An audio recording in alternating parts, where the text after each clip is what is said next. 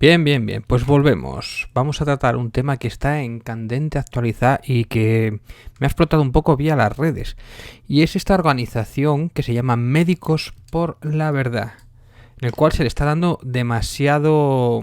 Está creciendo demasiado y la verdad es que a mí me asusta bastante.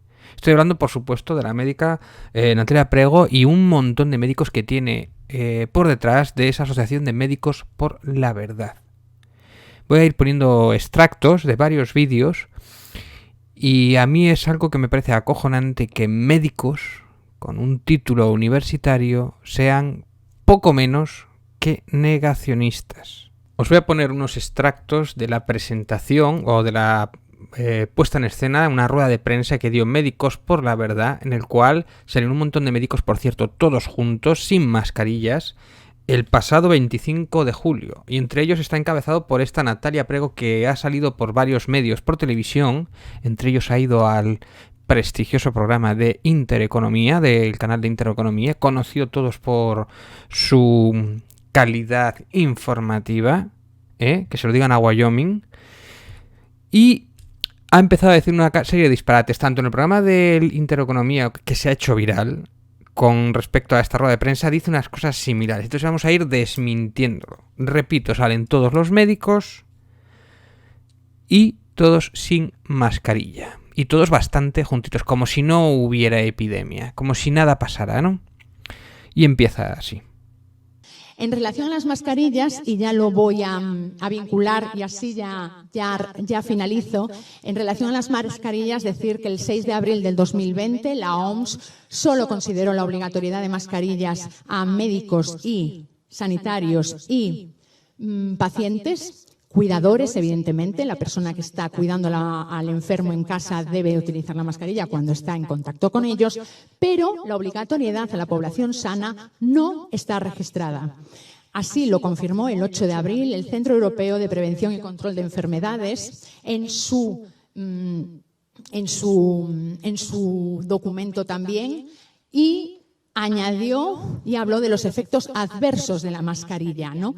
El Ministerio de Sanidad también lo había advertido en uno de sus documentos y finalmente el 5 de junio del 2020 la OMS describió los efectos dañinos del uso de las mascarillas de forma generalizada a la población sana. Habló de dificultad respiratoria, enfermedades respiratorias, autocontaminación, contaminación del medio ambiente, alteraciones de conducta agravadas por esta utilización de mascarillas, riesgo en la manipulación de las mascarillas por los niños, por personas con enfermedades psiquiátricas y dificultad y mayor riesgo en ambientes con aumento de temperatura ambiental y humedad, ¿no?, que podríamos corresponder y correlacionar con Andalucía, Extremadura, toda la zona sur, ¿no?, prácticamente toda España, en donde se describe perfectamente que ese contexto provoca efectos dañinos en la población sana. Y ese documento se firmó el 5 de junio del 2020, es un documento científico con vigencia de 2 años y se ratificó y se volvió a verificar y corroborar el hecho de que la obligatoriedad de las mascarillas, una vez más, lo habían simplemente determinado para médicos, cuidadores, sanitarios y enfermos. Recomendable y también obligatorio en zonas de alta contagiosidad, o sea, un hospital y la zona en donde los pacientes están ingresados, correcto. Simplemente eso. Incluso ese documento habla de que en el hospital, en el ambiente hospitalario, el personal administrativo, si pudiera permanecer a 1 metro de distancia, no tendría que utilizarla, incluso en ese aspecto. Para ir contradiciendo todos o replicando todas estas afirmaciones, voy a utilizar demaldita.es, la página, y con respecto a lo de las mascarillas que está diciendo en esta rueda de prensa, la OMS no ha afirmado nada parecido. El documento que cita, que es de la OMS del 5 de junio, en él el organismo da recomendaciones sobre el uso de mascarillas en el contexto de la COVID-19, entre los posibles riesgos de utilizarlas. No cita ni las enfermedades respiratorias, ni las neumonías, ni las infecciones de vías respiratorias. Sí que considera que al usar mascarilla existe el riesgo de la autoinfección por tocar o reutilizar una mascarilla contaminada, la dificultad para respirar o el dolor de cabeza en el caso de determinadas mascarillas, la incomodidad o la falsa sensación de seguridad que puede conferir, que podría llevar al incumplimiento de otras medidas profilácticas. Es decir, no solamente es usar la mascarilla, hay que utilizar otros medios, lavarse las manos, distancia, y si estás tratando con pacientes, pues tienes que tener también el EPI y una serie de... Bueno, pues es una de las medidas. Y es falso que las mascarillas provoquen enfermedades. El uso prolongado de la mascarilla no produce hipoxia, falta de oxígeno en el organismo. No hay evidencias científicas que demuestren que su uso provoque a sus portadores una carencia de oxígeno. No producen hipoxia, asegurado en Maldita es María Elisa Calle, experta en epidemiología y salud pública y profesora de la Facultad de Medicina de la Universidad. Las mascarillas, según explicas, no son estancas. Entra aire por los laterales y la parte superior, y con ese aire entra el oxígeno y se elimina el dióxido de carbono. Además, los tejidos utilizados dejan pasar el gas y el oxígeno es un gas. Respiramos oxígeno mezclado con nitrógeno y expiramos CO2, que también es un gas. Y aquí, efectivamente, yo es lo que iba a decir. Si los cirujanos intervienen durante varias horas, estarían muertos y no solo cansados, afirma Calle, que además forma parte de la Asociación de Mujeres Investigadoras y Tecnólogas. Una mascarilla funciona filtrando partículas, no gases. Por eso hacen falta dispositivos o mascarillas antiguas, no solo mascarillas, aclara. Si los médicos que están operando y que están en contacto precisamente con el COVID y en un momento en el hospital que puede estar un montón de contagiados o cosas así, llevan las mascarillas, pues coño, pues por algo será. Ninguno se ha muerto por respirar mal, ¿eh? Yo sé que trabajar un montón de horas con la mascarilla es un coñazo. Sé que es agotador, que es cansado, que incluso te acaban doliendo las orejas, pero es que es así, sobre todo si tienes que hacer un ejercicio, pero es que la otra opción es que igual puedes estar matando gente. Es que es así. Puedes estar matando gente o morirte tú.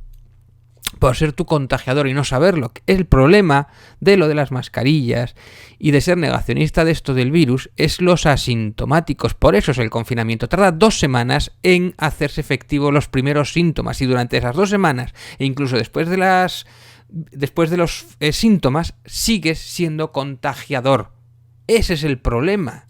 No es solamente la gente sana. Tú no sabes si estás sano o no. Puedes estar sano pero ser un factor de contagio. Puede ser un contagiador de estos que contagia a mucha gente. Ese es el problema. El día 5 de junio, la OMS emitió una serie de nuevas recomendaciones sobre el uso de las mascarillas que incluía para prevenir la transición de la comunitaria del COVID-19. Los gobiernos deberían alentar al público general que use la mascarilla en situaciones y en entornos específicos como parte de un enfoque integral para interrumpir la transmisión del SARS. Por ejemplo, en el transporte público, tiendas, centros de trabajo, reuniones, escuelas, iglesias, mezquitas, etc. De hecho, uno de los problemas es que el gobierno tardó en hacer caso de esta recomendación. Y no recomendó las mascarillas porque no las sabía. Y dijo que no hacían falta. Aquí quien pecó de mentiroso fue el gobierno por no querer alertar a la gente que quería mascarillas. Y tardó como 2 semanas casi en poder suministrar en todas las farmacias las mascarillas. Fue el gobierno el que cambió su parecer. Y no hizo caso a la OMS. Exactamente. La propia OMS el día 5 de junio del 2020 declara que no existe evidencia científica de protección en relación a la población sana en relación a las mascarillas. Y añade que no existe estudios de alto nivel que realmente avalen dicha utilización. Correcto. No existe ninguna evidencia científica, no hay ningún rigor científico en la utilización y el enmascaramiento de la población sana a nivel indiscriminado. Mira, quiero que os hagáis eco de esta noticia. La lección televisiva de una doctora en La Sexta Noche. Fue la única colaboradora del programa que usó mascarilla en el plató todo el rato. Fue al debate de La Sexta Noche, esta doctora, y fue la única que no se quitó la mascarilla en todo momento para hablar. El resto de contertulios, todos los demás, no llevaban la mascarilla en ese momento, en ningún momento con la cámara encendida, ¿eh? O sea que si una doctora ya lleva la máscara en todo momento, sospechar. Y precisamente como está hablando del fenómeno de los contagios y de los asintomáticos. Hay personas que solo contagian a 2 personas o incluso a nadie. Y hay personas incluso que tienen la capacidad de contagiar a un centenar de personas. Por algo es lo de la mascarilla, señores. Por algo es. No es solo la distancia social. Al hablar puedes llegar a 1,5 metros. O sea, hay que tener las dos cosas, la distancia social y la mascarilla. Pero bueno, podemos entender el tema de la obligatoriedad, que dices tú, bueno, con la distancia social, si yo estoy en la playa yo solo, ¿por qué hay que llevarlo? Claro, esto es discutible, y yo esto puedo ponerlo en duda incluso, porque si yo voy solo por la calle, de hecho al principio era así, si vas solo por la calle y solo poner en el momento en que tengas que reducirte, obligado a reducir la distancia social. Bueno, hubo un tema en que muchísima gente, o fue lo que alegaron, en que mucha gente con la excusa de lo de la distancia social no se ponían nunca la mascarilla. Entonces se curaron en salud, es verdad, igual pecan de precavidos. Se curan en salud, dice, en todo momento obligatorios, porque además así los policías no pueden saber si estás cumpliendo o no la distancia de seguridad y poniéndote la mascarilla. ¿Es justo? No, en absoluto. No es justo. Pero es la única manera de asegurarse de que todo el mundo pueda estar un poquito más seguros. Esa es la razón. Y si no, acordaros, cuando estábamos confinados, hubiéramos dado cualquier cosa por poder salir aunque fuera con mascarilla. Aún así, esto no significa que aunque llevando todas las mascarillas, nos libremos de un segundo confinamiento o de confinamientos selectivos. Pero el problema, una vez más, son los asintomáticos. Hola, buenas tardes. Vamos a ver, ¿en qué se ha basado esta pandemia y ahora en qué se están basando los rebrotes? Desde todos los estudios de medicina, una epidemia, una enfermedad, se basa principalmente en la clínica, es decir, en los síntomas que manifiesta la persona enferma. Y las pruebas diagnósticas sirven para corroborar el origen, la causa de esa posible enfermedad o para hacer un diagnóstico diferencial. Pero nunca una epidemia sin clínica se puede catalogar así o se puede publicitar o se puede dar esta expansión exagerada que se le está dando sin clínica y basándose únicamente en una prueba diagnóstica. Habéis oído también a mi compañero alemán decir que sobre esta pandemia hay muchas mentiras. Pues sí, hay muchas mentiras. O por lo menos lo que hay es falta de rigor científico. También hemos oído acusar mucho a las pseudoterapias, otras terapias médicas, porque según la opinión de determinados expertos carecen de rigor científico. Una doctora defendiendo las pseudociencias o las pseudoterapias. Tócate los huevos. Una vez más, insisto, lo que está diciendo ella es que no tiene en cuenta los asintomáticos. Es que es terrorífico, los asintomáticos es el problema. No entiendo cómo estas personas no lo pueden ver. La vacuna de la gripe este año tenía el H1N1, entonces hay estudios estadísticos que correlacionan con bastante probabilidad la vacuna de la gripe con el COVID-19 grave. No estamos negando la enfermedad COVID-19. Ha habido una alta mortalidad por esta enfermedad. El hecho de que incluso no podamos afirmar, ni negar, pero tampoco afirmar que se ha aislado un nuevo coronavirus, no somos negacionistas, no decimos que no ha habido enfermedad, claro que la ha habido, pero es que esta enfermedad es indistinguible de un síndrome de ADE, por sus siglas en inglés. Su teoría es que fue la vacuna de la gripe la que infectó. Dice, ¿es posible? Dice que hay unos estudios. Esto que está diciendo es muy grave. Si esto es cierto, tienes que demostrarlo, porque esto es una barbaridad. Si tú dices que hay una relación entre la vacuna de la gripe A con los del COVID, o cuál es incluso el culpable, o que se debe de investigar, tú para decir eso, tienes que presentar los papeles, el link, todos los enlaces, todo. Porque es una barbaridad. La vacuna de la gripe es la culpable del COVID-19. ¿Es lo que está diciendo de verdad? Es increíble. Vamos a ver, que esta señora lleva bata, pero vamos. Esta frase está de ese documento de la OMS, cuando dice: la presencia de ARN vírico no equivale a la de un virus viable, es decir, capaz de multiplicarse e infectar, y además transmisible y capaz de constituir un inóculo suficiente para iniciar una infección invasora.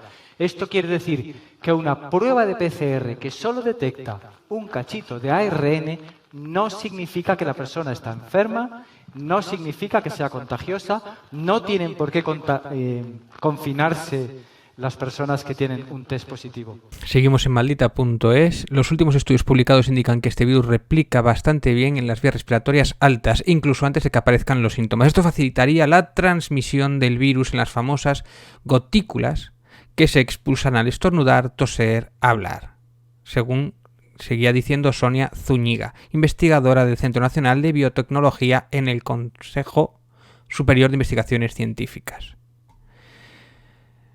Hay indicios de que mantener una conversación con ellas podría producir suficientes partículas en el aire como para transmitir la infección, aunque carezca de síntomas, según el estudio de la Universidad de California, de Estados Unidos.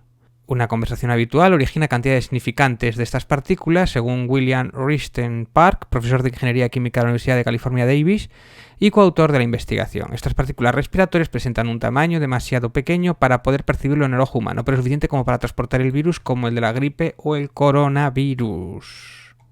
Las personas sin síntomas pueden transmitir el virus, aunque no se sabe con qué frecuencia ocurre. De momento, según explica, continúan evaluando la investigación en curso sobre el periodo de transmisión del COVID, 3/8/2020.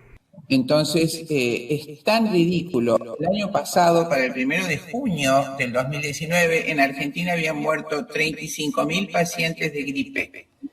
De manera que 1.800, 1.700 muertes de COVID, ya prácticamente transcurriendo el invierno, es absurdo. Es un absurdo que jamás justifica políticas extremas como se han aplicado aquí. Respecto al tema de las cifras, solamente hay que ver los cementerios de todos los países del mundo. Vamos a poner, por ejemplo, el cementerio de Sao Paulo ve en aumento el entierro por los virus. Los trabajadores de este cementerio usan vestimenta protectora cuando cavan fosas como parte de las medidas para prevenir la propagación del nuevo coronavirus. El miércoles hubo un entierro en el cementerio Vila Formosa de Sao Paulo y un pequeño grupo de personas llevó flores para dejarlas ahí. Bueno, los que estéis escuchando el audio no veis las imágenes, pero es el cementerio de Sao Paulo y hay un montón de agujeros, un montón de tumbas, un montón. Cuando digo un montón es un plano aéreo con muchos, parecido a lo que vimos en... Mira, aquí tenemos otro plano también. El Cementerio General de Santiago, el más grande de la capital, está cavando miles de tumbas para enfrentar el aumento de decesos en Chile. Hasta la semana pasada, el país registraba entre 350 y 500 nuevos contagios diarios, pero el sábado empezó a dar balances en el entorno de los 1.000 hasta dispararse el miércoles un 60%. Esto es el 14 Según de la mayo. Dirección del Camposanto, los sepultureros excavan hace un mes unas 2.000 tumbas individuales en 3 patios del gigantesco recinto municipal. No está mal, ¿eh? Entierro de COVID en el cementerio de Sao Paulo, más imágenes de Sao Paulo. Y vemos más imágenes del cementerio. Un montón de tumbas. Cuando digo un montón, no, yo qué sé, 1.100, no sé, 300, 400, 500 tumbas que se ven en estas imágenes. O más incluso. Lo que se ve aquí, que después hay más. Aquí vemos también más fosas comunes en Brasil. Fosas comunes. La imagen es impactante. Fosas comunes. Cuando hay fosas comunes significa que no tienen ni tiempo ni siquiera a darle nombre y un entierro digno a esta gente, ¿eh? No lo tuvieron en su momento. En México... Una hectárea de tierra árida en las faldas del volcán Chico se ha convertido en un terreno auxiliar del cementerio del Valle de Chalco, que se enclava en el suroriente del área metropolitana de la Ciudad de México, el foco rojo de la pandemia. El municipio ha tenido que ampliar el camposanto al quedarse sin espacio para fosas por la pandemia de la COVID-19. Alfonso Carvalho es el responsable del lugar. El panteón se encontraba ya en una situación de emergencia, ya que ya no había suficientes espacios, había una pequeña reserva, la cual fue... Bueno, solo hay que hacer una pequeña búsqueda. Esto es en Nueva York, lo mismo. Los cementerios de Nueva York están llegando al límite. El flujo de cadáveres de pacientes 16 de abril. fallecidos por el nuevo coronavirus está poniendo a prueba los panteones y salas de cremación de la ciudad. El cementerio de Greenwood, el mayor en la Gran Manzana, está a punto de alcanzar la capacidad máxima en sus 193 hectáreas. Y aquí tenemos de Buenos Aires, víctimas para el COVID-19, lo mismo, un montón de tumbas. Esto, si después pasáis por mi canal de YouTube, lo podéis ver con imágenes porque es más impactante.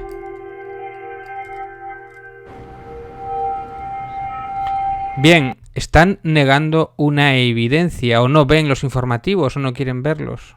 Es evidente que la maniobra política generalizada a través de políticos es decir, de personas con inmensa cantidad de dinero por tesoros, tratan de quebrar las economías nacionales. Este es el último fin de esta falsa pandemia, queridos amigos, lamentablemente, y ante el quiebre de las economías nacionales absoluto, se impondrá por la fuerza un régimen comunista sin apelaciones. Ya lo estamos viendo, tanto en España como Argentina tenemos gobiernos de izquierda extrema. Bien, ahí tenemos el momento de gorrito de aluminio. La culpa de todo es de Soros. El Illuminati que maneja los hilos por detrás de los gobiernos para quebrar el sistema económico mundial lo es Soros. Y Bill Gates, que después sale también nombrado. Para imponer una dictadura comunista. Porque hay gobiernos... Bueno, es que yo siempre he dicho que el PSOE era un partido de derechas, para este es de extrema izquierda, tiene cojones, ¿eh? Veréis, os voy a contar una cosa. El día que haya una revolución o haya un alzamiento comunista, no nos andamos con chiquitas. Los comunistas no andamos conspirando por detrás. El pueblo cuando se levanta, cuando le infla los huevos, cuando le toca los cojones tanto como está ocurriendo, llega un momento que se dice a tomar por culo, se levanta, coge lanzas, coge antorchas, en plan como lo de la Bastilla, llega al gobierno y quema Moncloa a tomar por culo. Eso es un levantamiento de izquierda, eso es una revolución, no una conspiración de izquierda. ¿Qué conspiración de izquierda y qué cojones? Los que sois pocos y cobardes y millonarios, sois pocos, necesitáis conspirar. Cuando somos muchos y nos tocan tanto los huevos, no necesitamos conspirar, solo levantarnos. A ver si veis la diferencia entre una conspiración de izquierdas y una conspiración de derechas. Porque la derecha es quien siempre ha estado oprimiendo al pueblo y conspirando para que no se entere la manera de oprimirle y engañándole y poniéndole falsas zanahorias y picando para que no se levante contra vosotros, que lleváis, yo qué sé, 500 años engañando a la gente desde la Edad Media. Bueno, esto me ha quedado muy bolchevique, ya lo sé, pero es que me parece, no sé, desde Franco, me acuerdo que el primer conspiranoico de la historia era Franco cuando se levantaba, decía, incluso en su último discurso decía, la conspiración judeo-masónica comunista. Lo decía y se quedaba tan pancho, lo decía. Bueno, pues esta gente no ha evolucionado. Por mucho que tengan bata y tengan título de doctor, tienen miedo a los comunistas porque tienen miedo de que les quite el dinero, que se rompe la economía, madre mía. Es el capitalismo el que ha fracasado. Porque antepone un papelín que pone dólar o euro, antepone a la vida de cientos de millones de personas. Es el sistema capitalista el que ha quebrado, que lleva impuesto desde hace ni se sabe. Creedme, amigos, cuando alguien os habla de conspiración y nombra a Soros, nombra a Bill Gates, nombra 5G, como es este tipo de gente, son gente de sombrero de aluminio. Directamente.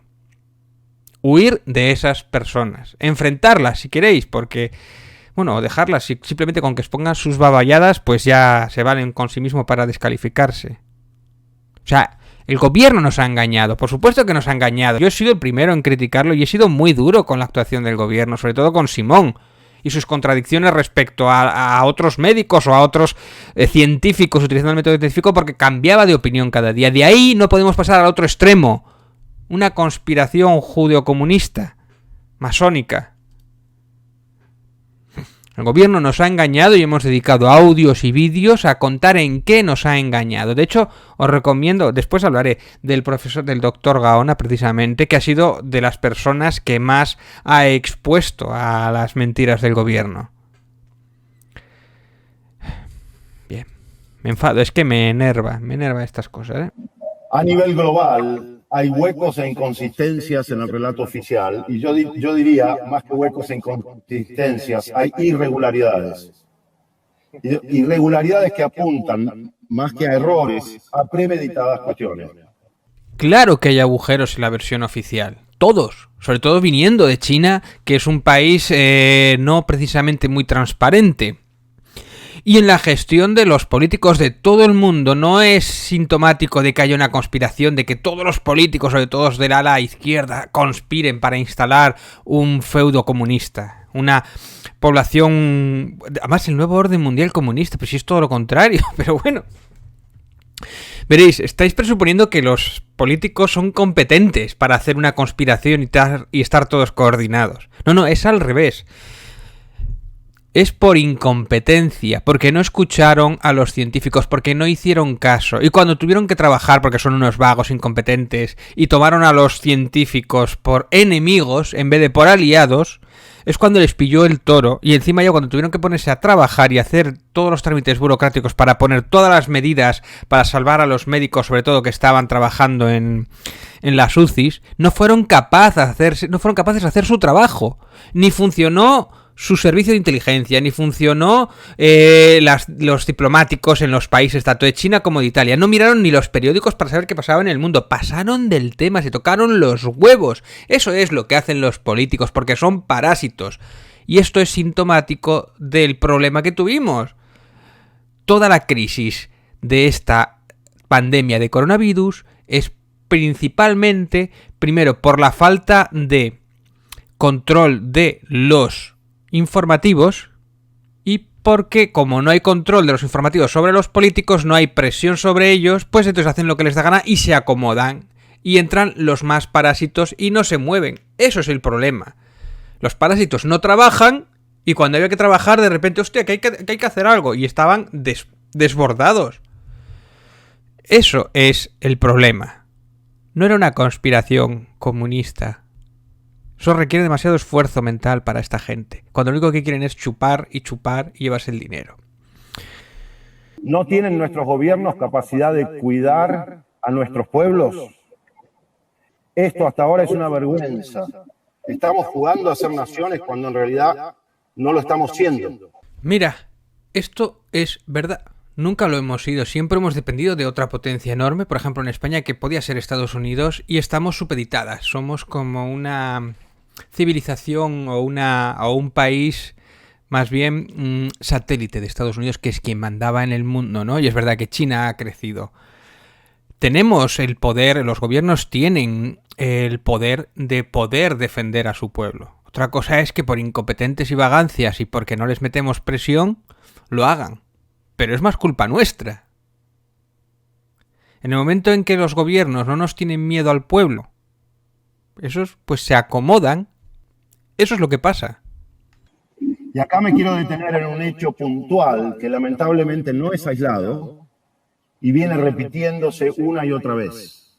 En este caso me refiero a nuestros heroicos hermanos bolivianos, que muy contrario a lo recién aludido, se han plantado firmes y han desafiado a estas mafiosas imposiciones globalistas.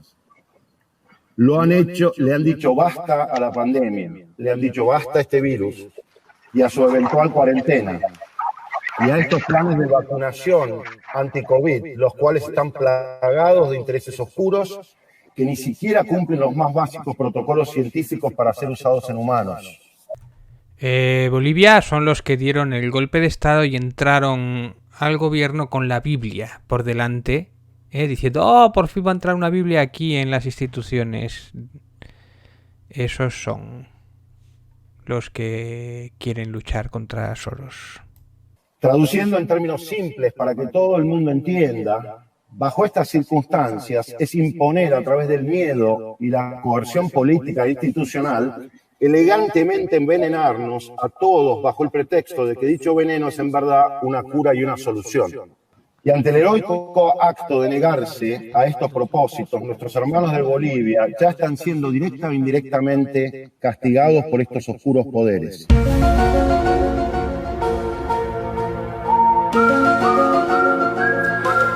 Estos oscuros poderes. Yo he sido reticente con respecto a la vacuna contra el COVID porque me parecía que iba demasiado rápido. Y yo no seré el primero precisamente en utilizar la vacuna, en ponerme la vacuna. Yo me pondré la vacuna, si lo creo persistente, en el momento en el que vea a todos los políticos y que vea sobre todo a los científicos ponerse la vacuna. Aún así no seré de la primera camada, posiblemente tampoco de la segunda, de la tercera. Eso sí me la llego a poner. De ahí a que nos quieran envenenar, que nos quieran dominar, que nos quieran... Bueno, es que es un plan digno de una mala película de James Bond. Ni siquiera James Bond se ha atrevido, un malo de James Bond se ha atrevido a semejante plan, porque es absurdo.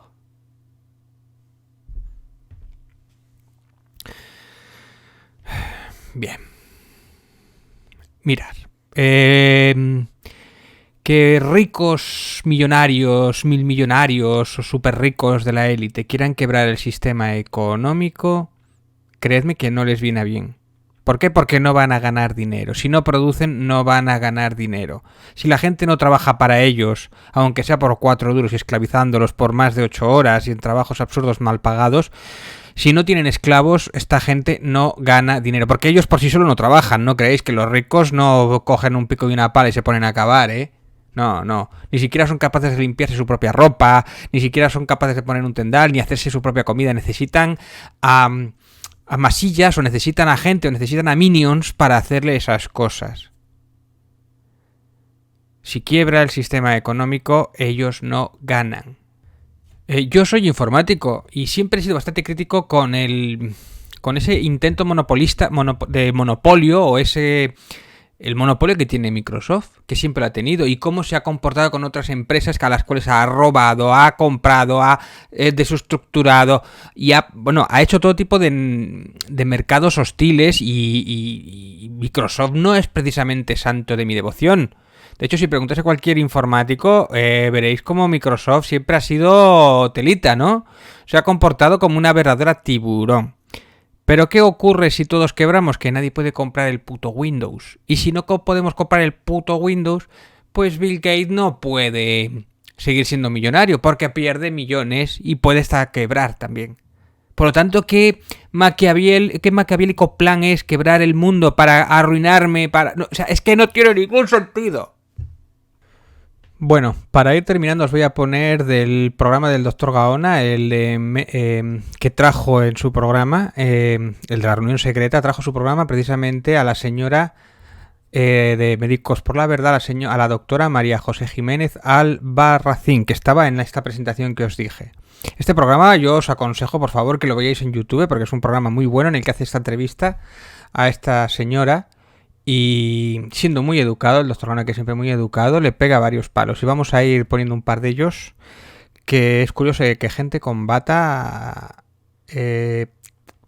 no sé qué decir. Si gente con bata también mete miedo, por ignorancia o por no sé. No se han podido separar. Los virus, los viriones posibles que hubieran en estas células, no se han podido separar de vesículas extracelulares de tipo exosoma. Y voy a citar un artículo donde lo corrobora.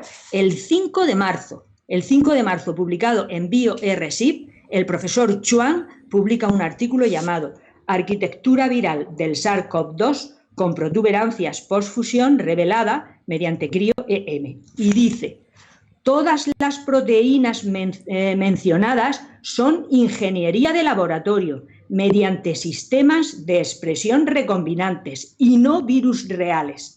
Por tanto, nos falta todavía la estructura completa del virión.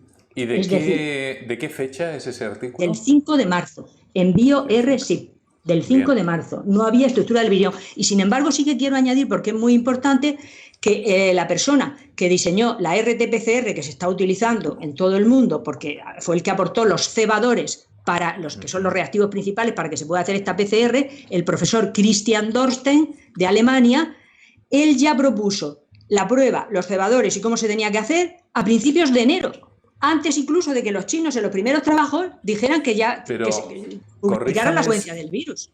Lo sacó de GenBank. Si es verdad, yo desde luego he visto cómo diversos equipos de investigación en Canadá, Estados Unidos, China, Japón, tengo una lista completa de los equipos, además equipos de primera línea, Italia, Francia, Australia, no solamente han aislado el virus, sino que también han decodificado el genoma y han establecido incluso pues, aquellas proteínas de cada una de las secuencias.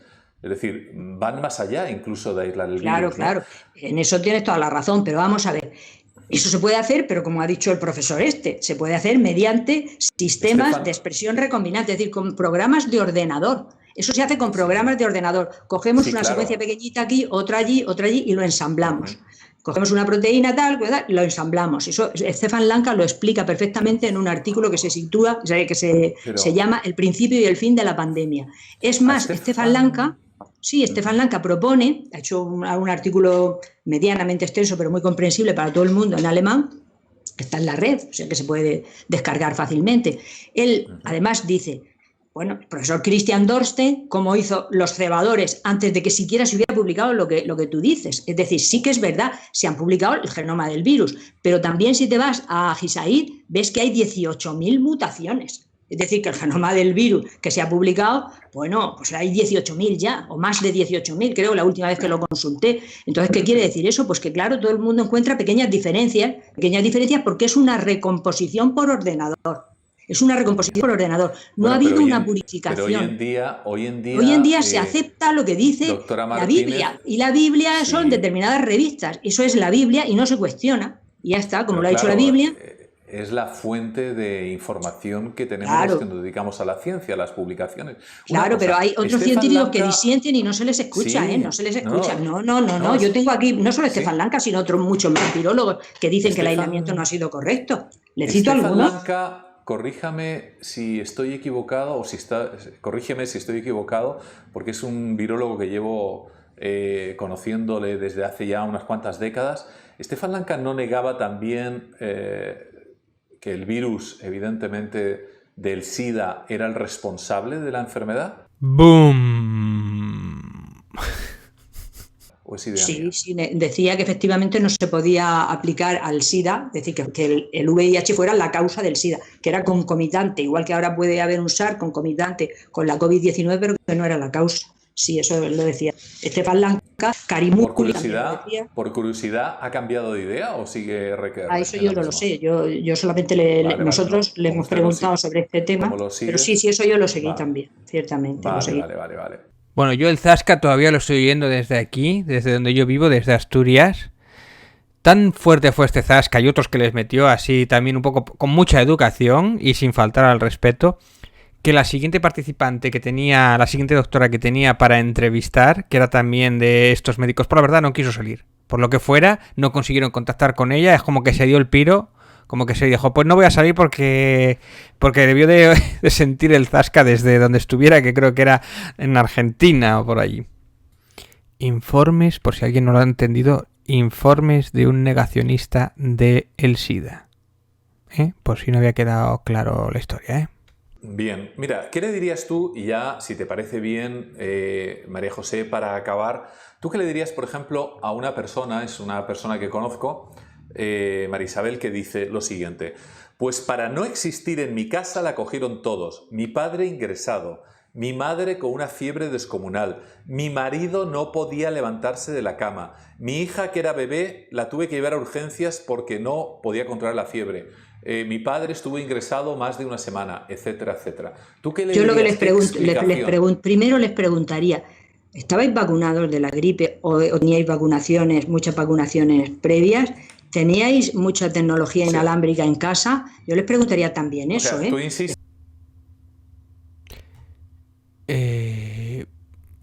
¿Si han sido vacunados de la gripe? ¿O el wifi los ha matado? ¿Qué cojones está diciendo? Bueno, la entrevista es más larga, tampoco la quiero poner entero porque para eso ir directamente a la reunión secreta y veis el programa entero. Pero en ella, por ejemplo, se habla de cosas tan curiosas como la negación de lo que los PCRs están dando, o el que dicen que los PCRs están dando falsos positivos. Es también un mantra que están diciendo médicos por la verdad. Y os sigo leyendo también, por ejemplo, respecto a este punto. Según Maldita.es, dice: no es cierto que el PCR que se está utilizando ahora sea inespecífica. Los cebadores para amplificar sustancias necesarias en la reacción en que se basa el PCR son específicos del SARS-CoV-2, el coronavirus que causa la enfermedad, y no para otros virus. Está demostrado en muchas publicaciones esto está demostrado en muchas publicaciones y otros PCR generalistas para detectar más coronavirus, pero los que se usan ahora son altamente específicos, es decir, se ha ido mejorando a lo largo del tiempo. Esto también se lo pregunta el doctor Gaona. Y bueno, si veis el vídeo, la cara que pone el doctor Gaona como aguantándose o viendo como si estuviera casi oliendo un pedo enorme y aguantando por educación a la señora es tremendo, ¿eh?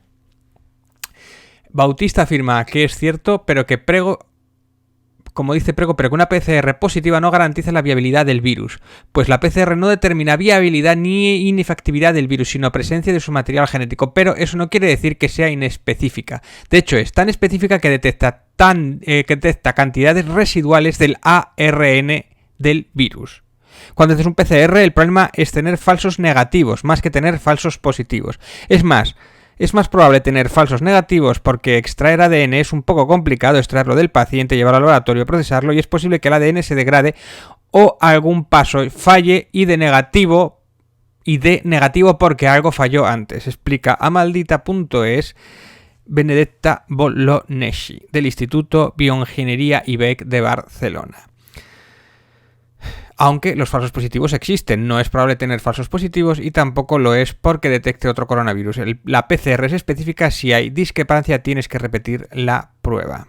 Bueno, pues esto es todo por el momento. Cuidados de los hombres de sombrerito de aluminio, palabras mágicas como Soros, como Bill Gates 5G, como no creyentes, por ejemplo, en el virus del SIDA o en las evidencias de los muertos en los cementerios. Cuidados de esa gente que son peligrosos aunque tengan un título de medicina. Utilizar la lógica y contrastar un poco la información. Esta gente, os digo, está calando mucho en la sociedad. No os dejéis engañar. Sé que el gobierno ha engañado y lo hemos criticado y lo hemos evidenciado, pero no os dejéis engañar por otros tampoco, ¿no? Por otros más burros o por otros más peligrosos todavía. Devolvemos la conexión a Gerald.